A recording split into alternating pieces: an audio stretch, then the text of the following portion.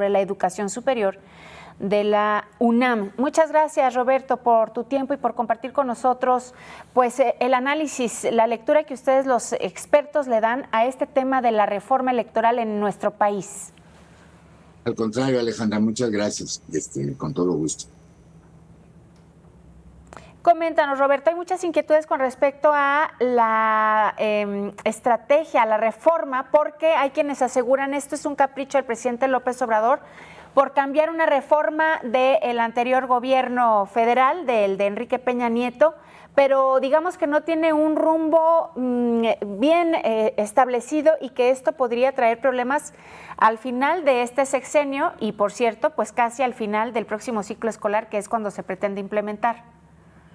Muy preocupante y sobre todo la falta de claridad de lo que nos espera o les espera a los niños y adolescentes a partir del inicio del próximo ciclo escolar. Cuando la SEP publicó el acuerdo correspondiente al nuevo plan y programas de estudio para preescolar, primaria y secundaria, un primer compromiso es que se aplicaría únicamente en estudiantes de primer grado de preescolar, de primer grado de primaria y de primer grado de secundaria, y que año con año se iría recorriendo el currículum, el plan de estudios, de manera que los que hoy fueron formados o hasta hoy fueron formados en el plan anterior, en el plan 2017, terminaran con ese plan de estudios y solamente la nueva generación estuviera siendo formada en el nuevo plan de estudios. Ese era, digamos, el proyecto, pero hoy no sabemos si se va a aplicar de esa manera o si se buscará implementar la reforma en todos los grados. También es motivo de preocupación el que los libros de texto, que son un componente esencial del currículum de la educación básica, los libros de texto gratuitos, pues no han sido dados a conocer de manera oficial.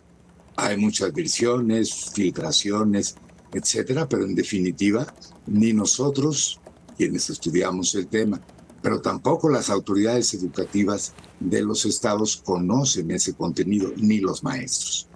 Entonces, estamos a punto de iniciar el nuevo ciclo escolar y faltan componentes y decisiones que no deberían ser improvisadas. Y hay otros problemas, pero señalo el que me parece hasta hoy más relevante. Oiga, Roberto, y a ver, ahora que está platicando todo esto, dice la preocupación de no conocer exactamente, por ejemplo, cuál es el contenido de los libros de texto gratuitos y que estamos ya, pues, en tiempo de terminar el ciclo escolar, pero que además se tiene que preparar la clase. No es que los maestros lleguen de manera improvisada, sino que se tiene que estudiar el texto y con base en ello preparar una clase. Yo alcanzo a entender que la preocupación más grande es la falta de información para los docentes, que son quienes finalmente le dan la cara al grupo y que gracias a ellos se transmite o se baja esta currícula que se quiere dar a conocer a los alumnos. Pero ¿no cree usted también, Roberto, que esta es una situación que debe de preocuparle a la sociedad en general, pero específicamente a los padres de familia, que desde el punto de vista académico y hasta el sociológico dicen se tienen que involucrar sí o sí, y más con una brecha de educación, de rezago educativo que se tiene actualmente? Absolutamente. Está claro que la educación es corresponsabilidad de las instituciones educativas y también de los padres de familia, que hacen mucho o hacen lo que pueden para apoyar el aprendizaje de sus hijos, y son, igual que los maestros, igual que los estudiantes, usuarios de los libros de texto, porque esa es la manera como pueden apoyar el aprendizaje del plan de estudios que se está impartiendo. Entonces deberían de conocerlos y también pues tener opinión sobre los mismos, sobre su alcance, sobre sus implicaciones, y eso no está ocurriendo. Roberto, yo escuchaba hace no mucho al presidente de México hablar sobre, él lo llamaba regionalismos, y que entonces se tendrían que incluir algunas formas de hablar que se utilizan en nuestro país, no porque estén correctas, sino porque es la forma de hablar de la gente en algunos lugares. ¿Ustedes qué piensan sobre esto? A mí, sinceramente, eso me preocupa. Bueno, pienso dos cosas. Por un lado, el habla de las diferentes regiones, estados, localidades del país, pues es diversa, y por mucho que la escuela haga por mostrar los términos correctos, en cada caso eso no va a impedir que las formas dialectales y las formas de habla se sigan reproduciendo, porque es así como se habla con las familias, con los amigos, etcétera. Pero la escuela tiene también la obligación, me parece, de destacar cuáles son las normas y las convenciones, pues, gramaticales, sintácticas, etcétera, de nuestra lengua común, que es el español.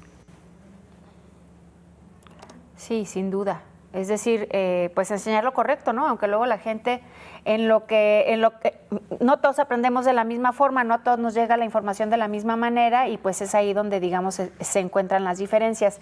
Y yo escuchaba a una directora de una universidad virtual, hace no mucho, más bien la leía. Ella dice que los retos de la educación están verdaderamente en lo que se enseña, la formación que se transmite para que se enfrenten los estudiantes a la vida real. Es decir, que, y lo recuerdo en alguna reforma también educativa, este bachillerato general por competencias que de manera personal me tocó estudiar e implementar con algunos alumnos, pues muchos nos preguntábamos si de verdad el tema de las competencias estaban generando alumnos que tuvieran todos los conocimientos que además eran transversales, en fin. Y lo que ella decía, estamos implementando en nuestros alumnos microcredenciales junto con la tecnológica para que ellos estén listos y salgan a la vida cotidiana. A mí eso me gusta, pero por otro lado creo que para enfrentarse a la vida cotidiana pues también hay que enfrentarse con gente especializada, ¿no? Ingenieros, abogados, etcétera. Así que creo que andamos medio perdidos en este tema de aplicar la tecnología, pero también ser mejores seres humanos. ¿Ustedes cómo leen esto, Roberto? Que es un equilibrio lo deseable, es decir, que la educación forme en valores de todo tipo, ciudadanos, para la familia, en fin, de solidaridad con la comunidad.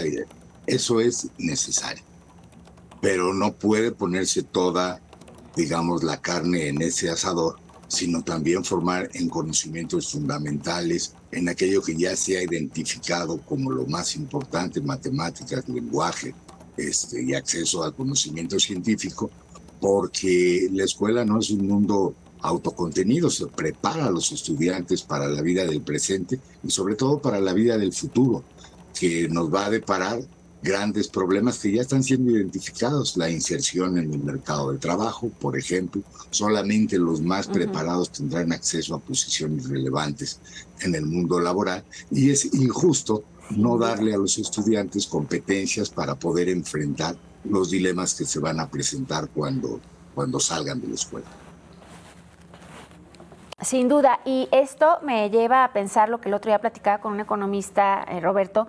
Él decía que cada vez están viniendo más empresas a buscar mano de obra calificada a México, porque sí que la encuentran aquí, pero que sería bien interesante que en nuestro país le apostemos no nada más a otorgar la mano de obra calificada, sino a poner a los grandes cerebros que desarrollen nuevos proyectos y que con ello también desarrollen más tecnología, porque lo tenemos todo como país, pero nos hace falta esa chispita. Yo de verdad creo que se podría, pero luego no veo las intenciones del gobierno, no por lo menos donde no le está apostando nada a la ciencia y a la tecnología, ¿no? Por ejemplo. Coincidimos totalmente. El país que no desarrolla un sector científico y tecnológico sólido, es muy difícil que encuentre condiciones de competitividad en el mundo de hoy. Pues conformarnos otra vez a ser exportadores de materias primas, a que el acceso al mundo de la industria sea simplemente para ensamblar y no para crear nuevos productos, a que la enorme mayoría de las patentes que hay en México pues se derivan de empresas del exterior y son una minoría las que proceden de mexicanos.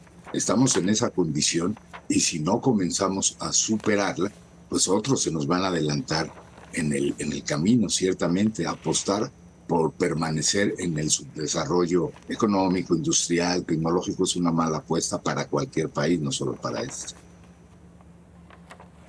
Sin duda. Y bueno, también, y por último, Roberto, Platiqué hace algunos días con un maestro del CENTE allá en Michoacán, que bueno, ahora mismo tienen un montón de desacuerdos con la autoridad y lo estamos viendo en Oaxaca, pero históricamente y antes de la pandemia lo vimos en Michoacán y en otros estados. Después frenó, sí, porque estábamos confinados, y ahora nuevamente están haciendo lo que más les gusta, ¿no? Protestar, dejar de dar clases.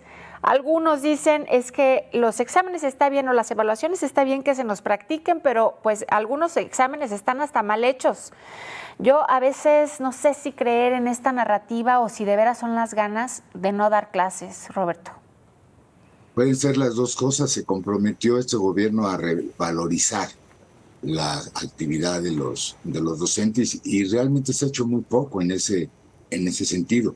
Siguen prevaleciendo evaluaciones muy complicadas para los maestros. Los procesos de ascenso en las plazas son difíciles, son muy competidos. El acceso a nuevas posiciones, es decir, al inicio de la carrera docente, igualmente es complicada, de manera que en no pocos casos se buscan vías más fáciles, como son la presión, ¿no? La presión a través de la toma de instalaciones, a través de bloqueos, en fin, porque eso sigue dando resultados.